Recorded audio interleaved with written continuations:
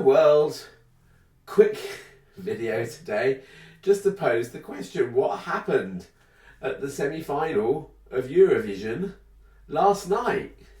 We need to address, the big issue here.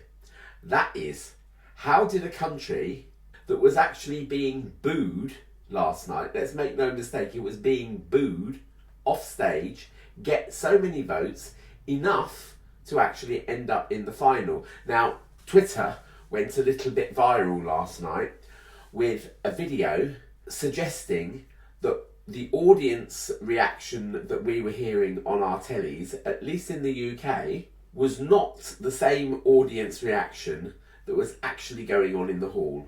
In the hall, this poor Israeli singer, Aidan Golan, I think their name is, was getting booed. She did sort of struggle on and got to the end of her song, but got booed off stage. The same thing happened at dress rehearsals.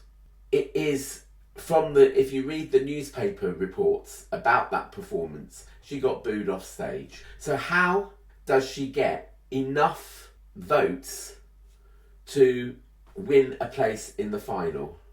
It beggars belief. I think if we look to another situation in the recent past, we will get some clues. Yeah, there's this channel on YouTube. There's a Russian guy called NFKRZ.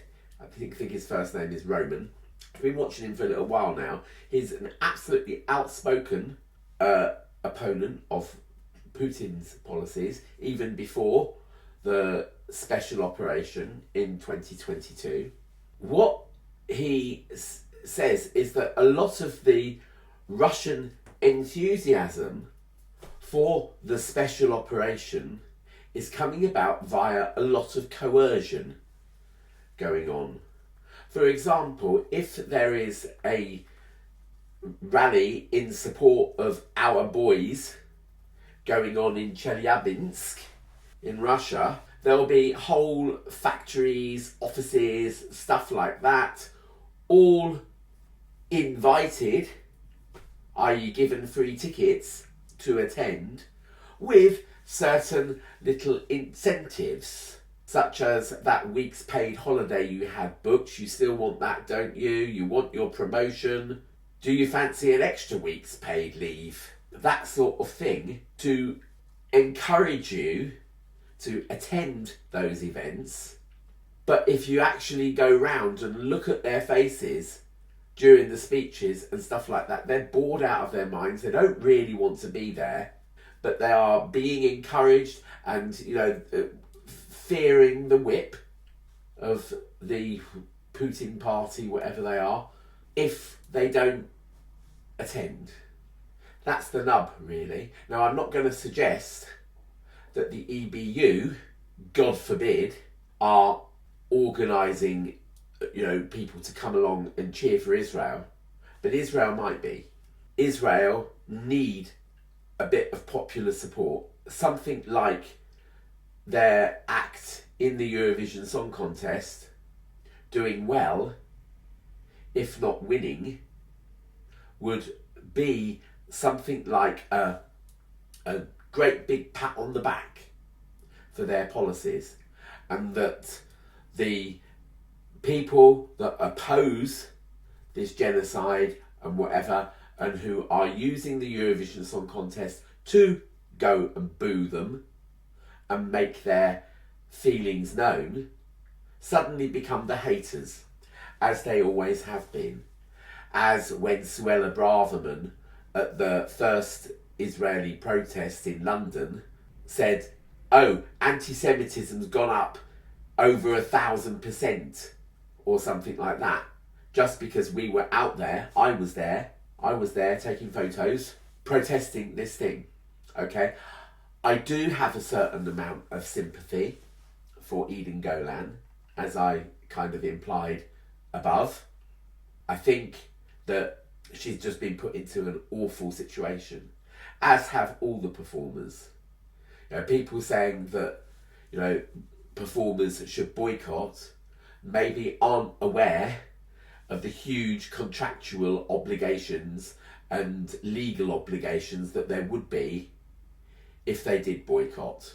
There are tough nuts that organise these contests and things. You break a contract and you are in trouble, really. So really, the EBU have done this to themselves, haven't they? They're up a gum tree, folks. Whichever way you peel the orange, if Israel do very well, get enough points, even win, then we will all scream that somehow it's been rigged with the cooperation of the EBU. If they've been booted out of the semi-final, which I think was their really last chance to save any face, then the Israeli camp would say, oh, the EBU, they're fixing it. We're not going to be a member of the European Broadcasting Union anymore, blah, blah, blah, blah, blah. I think there's an awful lot of pressure that have been put on to the EBU. We, as punters, are sort of putting our anger at the performers. I don't think it's fair to put our anger at the performers. I just think it's an awful situation now. I do want to watch it because I want to see how Ollie does, and I also really want to see how Nemo does. I was absolutely chuffed that Nemo had got into the semi-finals. I'm really rooting for them tomorrow. It put lumps in my throat actually watching that performance. It really did. So yeah, I mean, shenanigans aside, let's hope that, it is a good contest. I think overall the standard of the music in semi-final 2 was better than semi-final 1. There seemed to be a fair amount of dross in semi-final 1.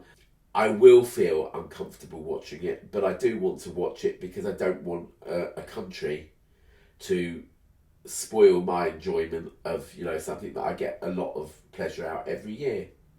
So, with that, and with no further ado, I will let you go. Remember to like, subscribe, hit the notification bell, put a thanks down below if you really want to, and I will see you in the next one. Ta-ra! Hello, police operator, it's your cutie beauty, always on duty.